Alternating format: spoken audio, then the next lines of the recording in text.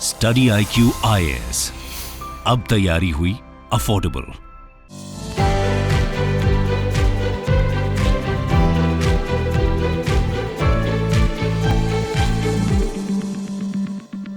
Welcome to study IQ IAS में आप सबका स्वागत है। मेरा नाम है वसु कटारा।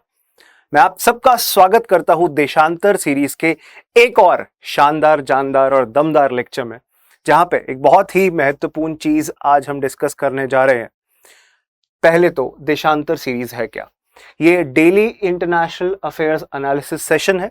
12 अगस्त आज तारीख है। आज का सेशन आपको देखने मिल रहा है मेरे साथ, वसु कटारा के साथ। मैं कौन हूं? मैं यूपीएससी फैकल्टी, यूपीएससी के अलग अलग सब्जेक्ट्स जैसे कि इकोनॉमिक्स, एथिक्स और करंट अफेयर्स पढ़ाता हूं स्टडी IQ IAS प्लेटफॉर्म पे। मैं दिल्ली यूनिवर्सिटी में असिस्टेंट प्रोफेसर और कई सारे अलग अलग यूनिवर्सिटीज़ के साथ काम कर चुका हूं। इसके साथ साथ पिछले 5 वर्षों से यूपीएससी के स्टूडेंट्स को इंग्लिश और हिंदी लैंग्वेज में पढ़ा रहा हूं। इसके साथ साथ SRCC Shri Ram college of commerce का मैं एक एलुमनाई, एक छात्र रह चुका हूं और आप सबको पढ़ाना मुझे बहुत बहुत पसंद है। शुरू करते हैं आज के इस लेक्चर के साथ, मेरे साथ वसु कटारा सर के साथ। आपका काम अभी क्या है? इस सेशन को शेयर कर दीजिए अपने दोस्तों के साथ, ताकि वो भी इस सेशन को देखें और अच्छी इंफॉर्मेशन प्राप्त कर सकें। अब मुद्दे की बात इतनी है कि हम डेली एक इंटरनेशनल अफेयर्स का टॉपिक उठाते हैं। आज का टॉपिक भी है हमारा, देखते हैं क्या। उससे पहले लाइव बैच हमारा शुरू होने जा रहा है, स्टडी IQ का 4th बैच। ये 22 अगस्त से शुरू होगा सुबह 8 बजे। फीस इसकी अभी आपको डिस्काउंटेड प्राइस पे मिलेगी, लोएस्ट प्राइस पे मिलेगी, क्योंकि 15 अगस्त का इंडिपेंडेंस डे का एक बहुत ही महत्वपूर्ण ऑफर चल रहा है हमारा, जिसमें अगर आप वसु लाइव VASULIVE इस कूपन कोड का इस्तेमाल करेंगे तो आपको 17,499 का एक कोर्स मिलेगा। ये बैच 22 अगस्त से शुरू होगा सुबह 8 बजे। जरूर जुड़िएगा। अगर आप यूपीएससी की तैयारी कर रहे हो और आप एग्जाम क्लियर करना चाहते हो तो आपको जरूर जुड़ना चाहिए। वसु लाइव कूपन कोड का यूज जरूर से करना चाहिए। ध्यान रखिएगा दोस्तों, ये 20,499 का है पर आप सबको ये कोर्स मिल सकता है 17,499 में, अगर आप वसु लाइव कूपन कोड यूज करते हैं। ये ऑफर 15 अगस्त 2022 तक वैलिड है। जरूर जुड़िए। 22 तारीख से 22 अगस्त से हमारे बैचेस, पूरे 1 साल का यूपीएससी प्रिपरेशन का बैच शुरू हो रहा है। टॉपिक क्या है आज का? आज हम डिस्कस करने जा रहे हैं यूनाइटेड नेशन सिक्योरिटी काउंसिल, अंतरराष्ट्रीय एक परिषद है, संयुक्त राष्ट्र का सुरक्षा परिषद। देखिए, ये बाइलिंगुअल होता है सेशन, हिंदी और इंग्लिश दोनों लैंग्वेज का इस्तेमाल किया जाता है। तो अगर आप हिंदी भाषी हैं, अगर आप हिंदी मीडियम के छात्र हैं, परेशान मत होइएगा, ये सेशन आपके लिए भी है। तो संयुक्त राष्ट्र सुरक्षा परिषद, यूनाइटेड नेशन सिक्योरिटी काउंसिल ने एक अभी मीटिंग बुलाई थी इंडिया में, और इंडिया की तरफ से हमारी परमानेंट रिप्रेजेंटेटिव रुचिरा मैम ने क्या कहा है?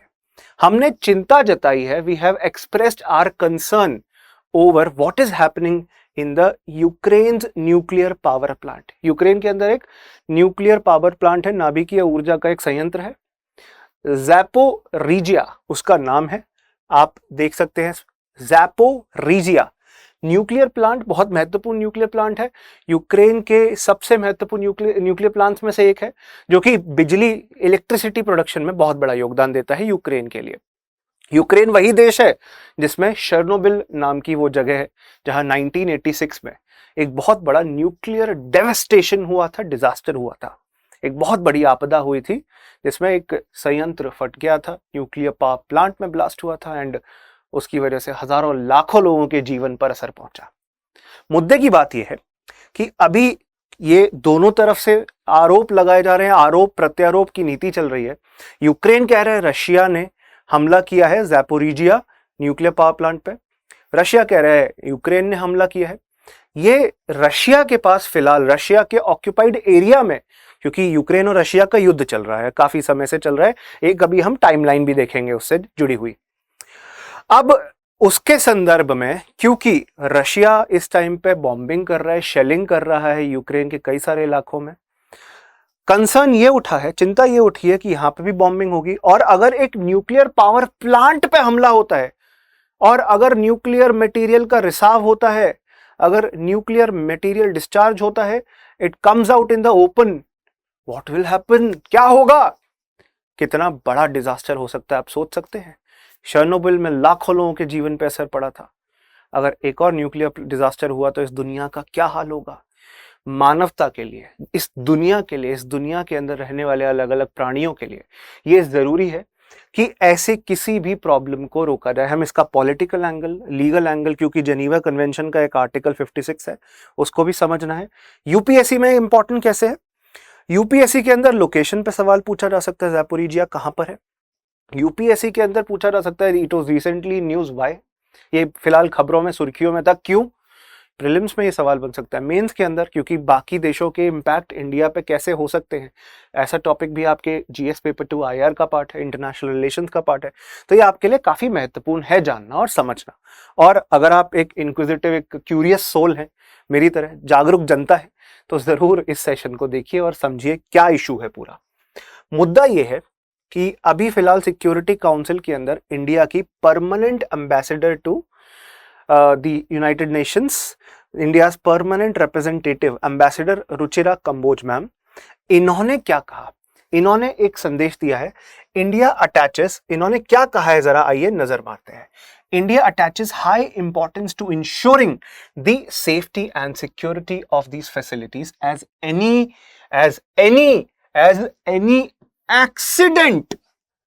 एक्सीडेंट, हमला होता है, युद्ध होता है, कुछ भी होता है, न्यूक्लियर पावर प्लांट को कोई भी अगर असर पड़ा, फर्क पड़ा, कुछ भी समस्या हुई, involving nuclear facilities could potentially have severe consequences for public health and environment। पर्यावरण का नाश हो जाएगा न्यूक्लियर विस्फोट होने से, एक्सप्लोजन होने से, लोगों को, आम जनता को उसकी वजह से, न्यूक्लियर मटेरियल से कंटामिनेट होने की वजह से उनके शरीर पे, उनकी बॉडी पे बहुत इम्पैक्ट पड़ेगा। और बस इतना ही नहीं, बहुत ज़्यादा फर्क पड़ेगा ह्यूमैनिटी पर। हम एक डिजास्टर 1986 शर्नोबिल में 36 साल पहले देख चुके हैं। We do not want a repeat of that disaster. वैसे किसी भी आपदा का हम फिर से रेपिटेशन नहीं देख सकते। इसीलिए हमारे लिए जरूरी है ऐसे किसी भी फ्यूचर प्रॉब्लम को अभी कंट्रोल कर लेना। और उसके लिए इंडिया ने क्योंकि कंसर्न जताया है यूनाइटेड नेशन सिक्योरिटी काउंसिल में, हम ही नहीं कई सारे और देश हैं, इनफैक्ट देश ही क्या, कई सारे इंटरनेशनल ऑर्गेनाइजेशन, अंतर्राष्ट्रीय समूह भी है। इंटरनेशनल एटॉमिक एनर्जी एजेंसी जैसी एक संस्था भी है जिसके बारे में पढ़ाऊंगा और इस पर प्रीलिम्स में सवाल आ भी सकता है। ऐसी संस्था ने भी it has raised alarm over strikes at nuclear power plant in Ukraine. इसने भी चिंता जताई है कि ऐसे ही अगर युद्ध चलता रहा, ऐसे ही अगर न्यूक्लियर पावर प्लांट पे हमले होते रहे। अभी फिलहाल रशिया पे सवाल उठा है, रशिया पे आरोप लगाया कि वो अटैक कर रहा है, उसने अटैक किया है। इनफैक्ट IAEA के मुखिया ने इस पे अभी अपने इंफॉर्मेशन भी प्रोवाइड करी, शेयर करी कि यूक्रेन के अंदर रशिया के द्वारा ऑक्यूपाइड इस एरिया के अंदर शेलिंग हुई है, जिस वजह से काफी सारे लोगों को, जान माल को खतरा हो सकता है। ज़ैपोरिजिया इसका नाम है, साउथ ईस्ट आपका यूक्रेन के अंदर ये रीजन आता है और काफी ज्यादा इम्पैक्ट हो सकता है आम जनता के ऊपर अगर शीघ्र, अतिशीघ्र, जल्दी से जल्दी हमने इस प्रॉब्लम को कंट्रोल नहीं किया। ज़ैपोरिजिया प्लांट एक बार मैप भी देख लेते हैं यूक्रेन में कहां पे है, एक बार इसके बारे में, फिर मैं आपको टाइमलाइन समझाता हूं क्या प्रॉब्लम, काफी टाइम से प्रॉब्लम परसिस्ट कर रही है, चल रही है, क्या प्रॉब्लम है। तो देखिए, ये है क्रीमिया का क्षेत्र। रशिया ने इसको कुछ साल पहले ऑक्यूपाई किया था। इस ऑक्यूपेशन को कुछ देश इलीगल मानते हैं, बल्कि एक अंतर्राष्ट्रीय समूह है G8, ग्रुप ऑफ 8 दुनिया के डेवलप्ड और पावरफुल कंट्रीज का एक समूह है। उसमें रशिया भी होता था। उससे रशिया, उस संस्था से अब निष्कासित कर दिया गया है। It has been removed from this organisation. G8 अब G7 हो गया है, 7 देशों का समूह रह गया है। पहले 8 देश से अब 7 देशों का समूह रह गया है। तो क्रीमिया को रशिया ने कुछ साल पहले ऑक्यूपाई किया था और अब यूक्रेन पे भी काफी हमला हो रहा है, काफी प्रॉब्लम्स चल रही हैं, युद्ध चल रहा है। ज़ैपोरिजिया आपको देखने मिलेगा साउथ ईस्ट यूक्रेन के अंदर ये एक क्षेत्र है। आप इस मैप में क्लियरली देख सकते हैं, it is in south east Ukraine. Now problem क्या है, इसके अंदर न्यूक्लियर रिएक्टर है 5700 मेगावाट के, ये अभी ऑपरेशन में है और ये बहुत ज्यादा खतरनाक हो सकता है। अच्छा, एक और सवाल बन सकता है कि कौन सी नदी के ऊपर आपको ये ज़ैपोरिजिया पावर प्लांट सदर्न यूक्रेन के अंदर एरिया देखने मिलेगा। तो इसका सवाल का जवाब होगा नीपर, डी इसके आगे लगता है, वैसे इसे नीपर कहते हैं, DNEIPER, नीपर रिवर, ये एक नदी है। इसके पास आपको ये नाभिकीय संयंत्र, न्यूक्लियर पावर प्लांट देखने मिलेगा। अभी दोनों रशिया यूक्रेन एक दूसरे पे आरोप लगा रहे हैं कि शेलिंग करा जा रहा है, जिस वजह से इसमें खतरे की घंटी बज रही है और तुरंत इस खतरे को रोकने के लिए सारे देश दुनिया भर के अंदर मिल रहे हैं। हमने भी इस पे अभी डिस्कशन किया कि इंडिया ने भी इस पे चिंता जताई है। बाकी ज़ैपोरिजिया न्यूक्लियर पावर प्लांट मैंने बता दिया, it is one of the largest nuclear power plant in Europe, बल्कि मैं तो लार्जेस्ट ही कहूँगा। और मैंने बताया कि कैसे रशिया ने इसको ऑक्यूपाई किया है, नीपर रिवर पे है, नीपर रिवर के पास है, माफ़ कीजिएगा। अब मुद्दे की बात ये आती है जो हमें समझना है, ये एक प्रेशराइज्ड वाटर रिएक्टर है। आप पूछेंगे ऑब्वियसली कि what is a pressurised water reactor. आप इतनी सी बात समझ लीजिए, प्रेशराइज्ड वाटर रिएक्टर के अंदर it is a type of light water reactor, जिसमें साधारण पानी, ऑर्डिनरी वाटर यूज करते हैं। ड्यूट्रियम ऑक्साइड D2O अलग अलग जगहों पे, कहीं पे सोडियम का इस्तेमाल किया जाता है। देखिए, कोई भी न्यूक्लियर पावर प्लांट में क्या होता है, क्या फिजन होता है, क्या फ्यूजन होता है, दोनों में से क्या होता है, ये मैं आपसे पूछ रहा हूँ सवाल। मेरा सवाल है, एक न्यूक्लियर पावर प्लांट में फ्यूजन होता है या फिजन होता है? दूसरा सवाल, थर्मो न्यूक्लियर पावर प्लांट में क्या फिजन होता है, फ्यूजन होता है, ये आपको बताना है। तो जो भी प्रक्रिया होती है आपको ये बताना है। उस दरमियान बहुत एनर्जी रिलीज होती है, मॉडरेटर चाहिए होता है, कूलेंट चाहिए होता है, और इसके अंदर एज ए मॉडरेटर आपको वाटर, ऑर्डिनरी वाटर देखने मिलता है as a moderator and coolant. Pressurise water reactor सबसे कॉमन न्यूक्लियर पावर प्लांट है पूरी दुनिया के अंदर। और नेचुरल जो यूरेनियम, जो प्राकृतिक तौर पे यूरेनियम एक मटेरियल है, रेडियो एक्टिव मटेरियल होता है, वो पाया जाता है, उसका इस्तेमाल किया जाता है नॉर्मल वाटर रिएक्टर्स में। नॉर्मल अलग अलग हैवी वाटर रिएक्टर्स जो होते हैं, ये जो लाइट वाटर रिएक्टर होते हैं, इनके अंदर लो एनरिच्ड यूरेनियम पाया जाता है। अब आप इतना डेप्थ में जाने की कोई ज़रूरत नहीं है, और मैं यहाँ पे कोई रेडियो एक्टिविटी और यूरेनियम के बारे में आपको क्लास नहीं दे रहा हूँ। मैं सिर्फ समझाने की कोशिश कर रहा हूँ कि इन्हें प्रेशराइज वाटर रिएक्टर, जो कि लाइट वाटर रिएक्टर का एक टाइप है, ऑर्डिनरी वाटर इस्तेमाल, सामान्य पानी इस्तेमाल किया जाता है। ये क्वेश्चन प्रीलिम्स में बन सकता है, इसलिए मैंने आपको ये बात बताई है। दुनिया में सबसे कॉमन प्रेशराइज वाटर रिएक्टर होते हैं, ये बात मैंने आपको बताई। प्रेशराइज वाटर रिएक्टर में नेचुरल यूरेनियम यूज होता है, और लाइट वाटर रिएक्टर में लो एनरिच्ड यूरेनियम यूज होती है। अब हम जो मुद्दे की बात समझ रहे हैं कि इस रीजन के ऊपर अटैक हो रहा है, इसमें IAEA की जो संस्था है ये क्यों चिंतित हो रही है, और पूरा टाइमलाइन क्या है युद्ध का। तो आप देखते हैं, रशिया और यूक्रेन के बीच में जो प्रॉब्लम हुई थी, शुरू इन्वेजन से शुरू हुई थी। यूएस ने रशिया को कई बार थ्रेटन किया, यूक्रेन को बोला कि आप नेटो ज्वाइन कर लो, पूरा मूवमेंट हुआ। उसके बाद अल्टीमेटली फरवरी से 24 फरवरी को रशिया ने युद्ध डिक्लेयर कर दिया था यूक्रेन पे। व्लादिमीर पुतिन ने कहा कोई भी देश इंटरफेयर करेगा तो वो भी हमारे साथ युद्ध में माना जाएगा कि वो रशिया से देश युद्ध कर रहा है। काफ़ी शेलिंग हुई, काफ़ी ज़्यादा अटैक्स हुए, बॉम्बिंग हुई। आप देख सकते हैं यूक्रेन को बहुत खामियाजा उठाना पड़ा इस चीज़ का। अब IAEA, International Atomic Energy agency, जो कि दुनिया भर के अंदर न्यूक्लियर फैसिलिटी, न्यूक्लियर टेक्नोलॉजी को टेक केयर करती है, केटर करती है, IAEA के द्वारा चिंता जताई जा रही है कि इस बॉम्बिंग शेलिंग की वजह से आम लोगों को बहुत ज़्यादा नुकसान झेलना पड़ सकता है। IAEA के द्वारा सवाल उठाए जा रहे हैं, और IAEA कोशिश कर रही है। इनफैक्ट जो डायरेक्टर जनरल थे IAEA के, उन्होंने भी चिंता जताई, उन्होंने भी इस बात पे कंसर्न शो किया है कि इससे बहुत ज़्यादा नुकसान पूरी दुनिया भर में हो सकता है। अब देखिए, IAEA का काम है सिक्योर, सुरक्षित रखना न्यूक्लियर प्लांट्स को, न्यूक्लियर टेक्नोलॉजी को, गलत देशों के हाथ में, आतंकवादी संस्थाओं के हाथ में कोई भी न्यूक्लियर वेपन ना आ जाए। वरना तो आतंकवादी संस्थाओं के हाथ में अगर न्यूक्लियर बॉम्ब आ गया तो आप सोच सकते हैं क्या होगा दुनिया में। IAEA, इसकी शुरुआत आपको देखने मिलेगा यूएस प्रेसिडेंट ड्वाइट आइजनहावर के टाइम पर 1953 के अंदर। यूनाइटेड नेशंस के अधीन, संयुक्त राष्ट्र के अधीन आती है संस्था। It comes under the garb of UN। Now ये एटम्स फॉर पीस नाम के एक इनिशिएटिव का पार्ट था। अमेरिका कह रहा था कि जो भी एटॉमिक एनर्जी में हेल्प चाहता है हम उसकी हेल्प करेंगे, जो बॉम्ब बनाना चाहता है उसको हम हेल्प नहीं करेंगे बल्कि उसको हम रोकेंगे। तो ये एटम्स फॉर पीस मिशन का बेसिकली मोटा मोटा ऑब्जेक्टिव था। फिर इसका नाम 1957 तक आते आते थोड़ा सॉलिडिफाई हुआ इंटरनेशनल एटॉमिक एनर्जी एजेंसी नाम की एक संस्था के तौर पे। हेडक्वार्टर आज इसका वियना ऑस्ट्रिया, ऑस्ट्रेलिया नहीं ऑस्ट्रिया, यूरोप के अंदर एक क्षेत्र है, यहाँ पे इसका हेडक्वार्टर है और यूनाइटेड नेशंस के अंदर आने वाली एक संस्था है। IAEA के काम क्या है? पहला, it promotes and assist in research and development of nuclear technology, नाभिकीय ऊर्जा न्यूक्लियर एनर्जी के क्षेत्र में, न्यूक्लियर टेक्नोलॉजी के क्षेत्र में R&D, रिसर्च एंड डेवलपमेंट, अनुसंधान एवं विकास का कार्य करती है IAEA।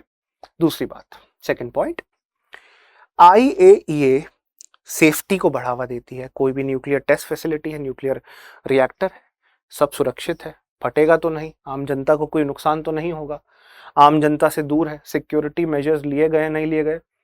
आपको फुकुशिमा रिएक्टर का ब्लास्ट जापान का याद होगा, कितना भारी नुकसान हुआ था। शर्नोबिल याद होगा।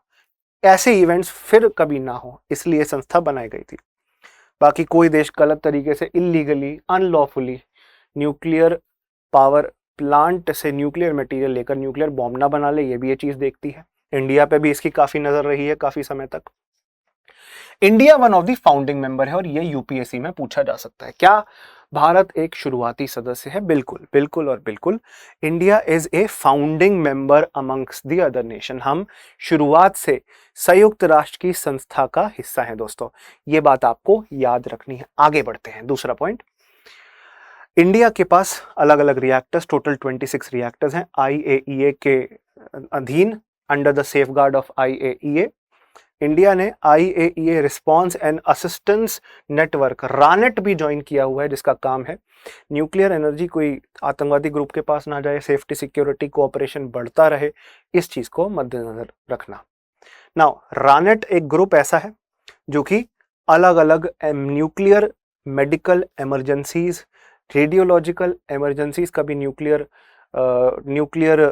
अलग अलग मटेरियल का रिसाव अगर हो गया, कभी लीकेज हो गया, तो उस केस में ये असिस्टेंस प्रोवाइड करेगा। पूरा एक SOP है, एक स्टैंडर्ड ऑपरेटिंग प्रोसीजर है, एक पूरी रूल्स एंड रेगुलेशंस के तहत प्रक्रिया है कि कभी कहीं पे न्यूक्लियर ब्लास्ट हुआ या कोई रिसाव लीकेज हुआ या कोई इमरजेंसी ऐसी आई, तो IAEA उस क्षेत्र में कैसे अलग अलग देशों का सपोर्ट करेगा, बाकी देश कैसे असिस्टेंस प्रोवाइड करेंगे, ये सब आपको रानेट के तहत देखने मिलेगा। It is a group of countries. Moving ahead, इस पे क्वेश्चन बन सकता है, बाय द वे याद रखना। अभी फिलहाल 175 कंट्रीज हैं और इंडिया तो 1957 से ही एक मेंबर है IAEA का। हेडक्वार्टर ऑस्ट्रिया के अंदर आपको देखने मिलेगा, वियना में। उद्देश्य मैंने बताया, सेफ्टी सिक्योरिटी बढ़ाना, न्यूक्लियर एनर्जी, न्यूक्लियर टेक्नोलॉजी का, ये इसका उद्देश्य है।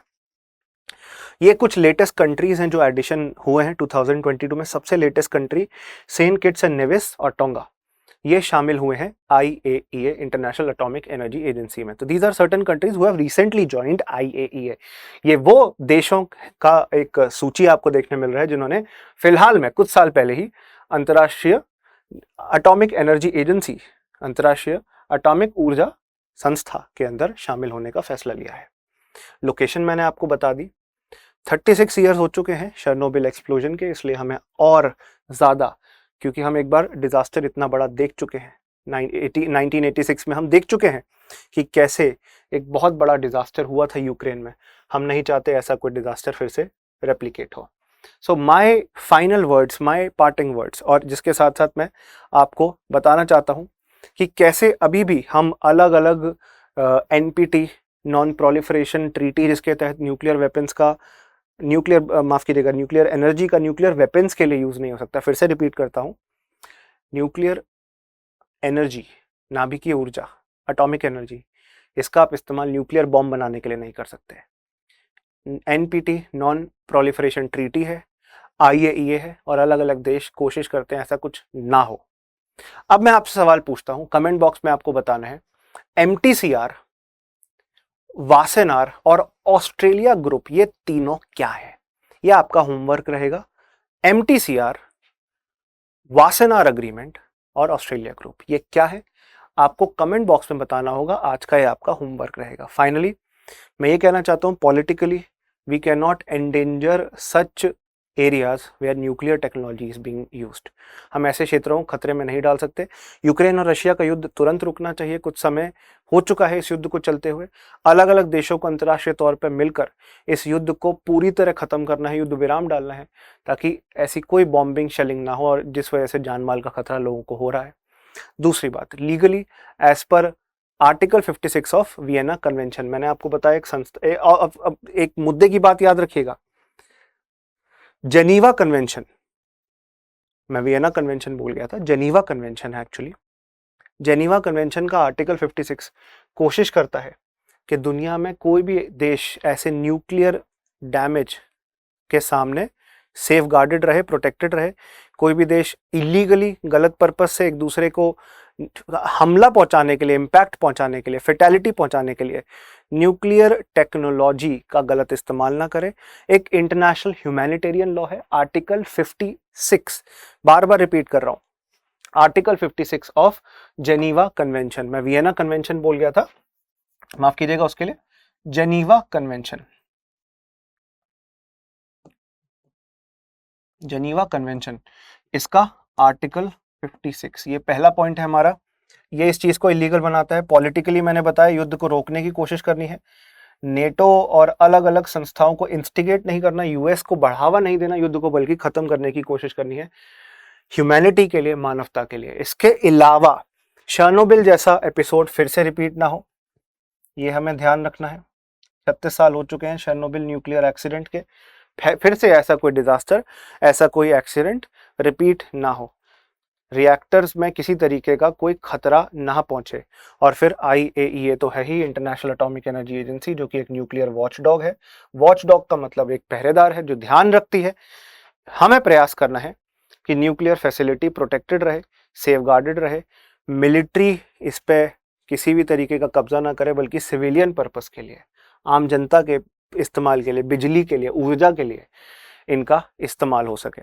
तो ये मेरे आज के पार्टिंग वर्ड्स, हमारे आखिरी शब्द रहेंगे, जिसके साथ मैं आप सबको छोड़े जा रहा हूँ आज के इस लेक्चर में। और बस मैं यही कहना चाहता हूँ कि हमें ज़्यादा से ज़्यादा इंडिया को भी कोशिश करनी है, दुनिया भर के अंदर अलग अलग देशों के साथ कंसेंसस बनाने की कोशिश करनी है। हम सिक्योरिटी काउंसिल का मेंबर बनना चाहते हैं, परमानेंट मेंबर बनना चाहते हैं। 5 परमानेंट मेंबर है, इंडिया भी चाहता है इंडिया एक परमानेंट मेंबर बने। अगर हम परमानेंट मेंबर बनना चाहते हैं तो हमें कुछ चीज़ों पे कोई बहुत बड़ा स्टैंड लेना होगा।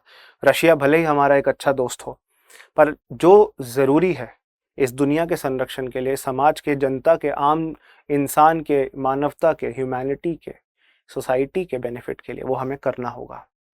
रशिया को हमें समझाना होगा, कन्वे करना होगा कि न्यूक्लियर प्लांट्स के पास शेलिंग बिल्कुल ना हो, अवॉइड करा जाए। यूनाइटेड नेशन सिक्योरिटी काउंसिल में हमें अपनी आवाज़ बुलंद करनी होगी और कोशिश करनी होगी कि न्यूट्रल और बैलेंस्ड ओपिनियन के साथ दुनिया को हम शांति के रास्ते पर ले जाने की कोशिश करें। अंततः मैं APJ अब्दुल कलाम जी की एक बात कहूँगा। उनसे पूछा गया कि आपने मिसाइल बनाई, मिसाइल तो एक बहुत खतरनाक हथियार है, किसी भी देश पर गिरेगा तो लाखों लोग मरेंगे, आपने ऐसा क्यों किया? उन्होंने कहा, मैंने मिसाइल भले ही बनाई, पर वो टेक्नोलॉजी देश के डिफेंस के लिए थी, ऑफेंस के लिए कभी नहीं थी। इसीलिए आपके पास कितने भी खतरनाक हथियार हो, डिफेंस आप चाहते हैं करिए, ऑफेंस मत करिए। हमला, युद्ध अब 21वीं सदी के अंदर ये नहीं होने चाहिए। ये टाइम है ह्यूमन कॉन्शियसनेस का। कोशिश करनी चाहिए हम कि एक ऐसे लाइफ की तरफ बढ़े, एक ऐसे जीवन की तरफ बढ़े जहाँ पे हम ह्यूमैनिटी को सबसे पहले रखते हैं। हम अपने देश हित के अलावा मानवता हित, मानवतावादी होने का सोचें, ह्यूमैनिटी का सोचें। तो ये पार्टिंग वर्ड्स थे आज के लेक्चर के। थैंक यू वेरी मच, आपका इस सेशन में जुड़ने का शुक्रिया। ज़रूर आप हमारे कोर्स में जुड़ सकते हैं, वसू लाइव कूपन कोड यूज़ करिए। 15 अगस्त तक ये ऑफर वैलिड है। 17,499 का आपको ये कोर्स मिलेगा हमारा बैच। आप बैच 4 में जुड़ सकते हैं, स्टडी IQ के, IAS के, और अपनी तैयारी और बेहतर तरीके से कर सकते हैं। ये सारे एक्सपर्ट फैकल्टीज़ आपको पढ़ाएंगे, आप ज़रूर जुड़िएगा हमारे बैच 4 में। Thank you everybody, thank you. And इसी के साथ मैं आपको आज छोड़े जा रहा हूँ। Thank you very much. 22 अगस्त से बैच शुरू हो रहा है 8 AM। ये आप कूपन कोड जरूर यूज करिएगा, वसू live. Thank you. And finally आप सबको सकारात्मक होना चाहिए लाइफ में। बी पॉजिटिव, लाइफ में नेगेटिविटी के साथ कोई भी चीज़ नहीं होती है। रिमेन पॉजिटिव और आगे बढ़ते रहिए जीवन में। धन्यवाद, शुक्रिया, जय हिंद। स्टडी IQ IAS, अब तैयारी हुई अफोर्डेबल।